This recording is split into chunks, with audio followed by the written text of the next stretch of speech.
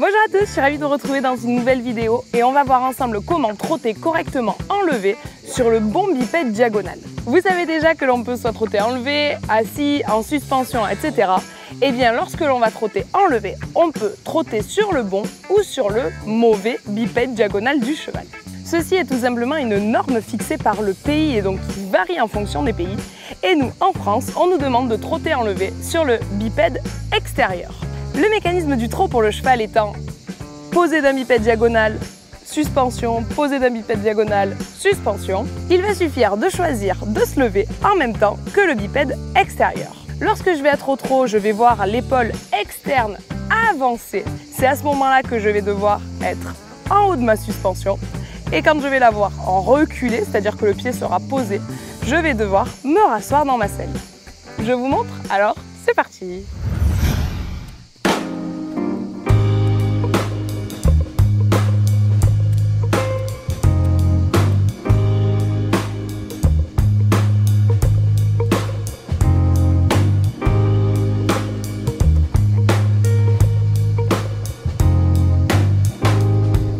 Mon cheval installé dans le trot, je vais regarder quel bipède diagonal avance en même temps que ce que je lève mon buste.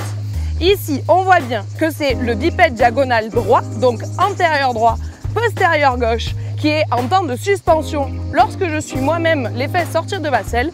Cela signifie donc que je suis sur le bon diagonal. Lorsqu'à l'inverse, comme ici, je viens m'asseoir et me soulever en même temps que l'antérieur intérieur de mon cheval, donc ici l'antérieur gauche, cela signifie que je suis sur le mauvais diagonal. Pour en changer, pas de problème, il suffit qu'au lieu de faire assis, debout, je vienne m'asseoir ou me lever un temps de plus dans la selle et ça me fera changer de diagonale. Donc, debout, assis, debout et me voici sur mon bon diagonal. Si je souhaite le faire en même temps qu'un temps de lever de mon bassin, ce qui va me repasser sur le mauvais diagonal, là pour le coup, je fais debout, assis, debout, assis, debout, et me voici sur l'autre diagonale. À chaque fois que je décide de changer de main, comme par ici, dans la diagonale, je vais devoir changer mon diagonale de trot pour être à nouveau sur le bipède diagonal qui correspond à la main où j'évolue avec mon cheval.